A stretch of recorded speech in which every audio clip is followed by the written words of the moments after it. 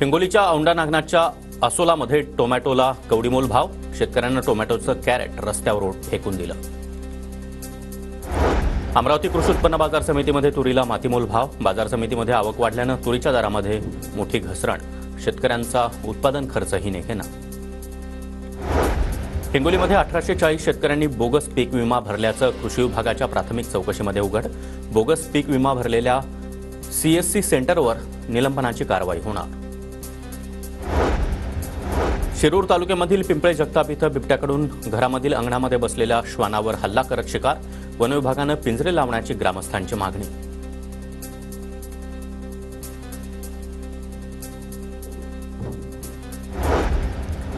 लोणार तालुक्यातील टिटवी प्रकल्पामध्ये पहिल्यांदाच पट्टेकदम पक्षाचं दर्शन.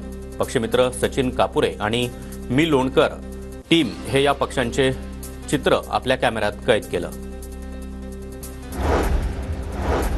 पुण्याच्या राजगुरुनगरमध्ये 6.5 वर्षांपूर्वीच्या एसटी बसमधील हत्या प्रकरणामध्ये आरोपीला जन्मठेपेची शिक्षा आणि 1 लाख रुपयांचा दंड.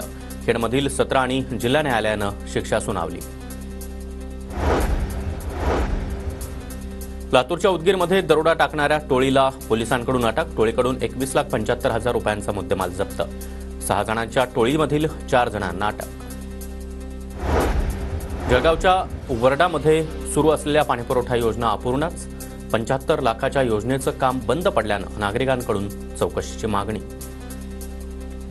नाशिकच्या इगतपुरीमधील विद्यार्थिनीवरील अत्याचार प्रकरणी मुख्याध्यापक आणि शिक्षकाला न्यायालयामध्ये हजर केलं. न्यायालयानं दोघांना 13 फेब्रुवारीपर्यंत पोलीस कोठडी सुनावली.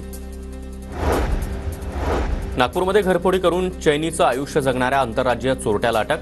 24 वर्षीय तरुण चोरट्याकडून 15हून अधिक गुन्ह्यांची उकल. कुडकेश्वर पोलिसांची कारवाई.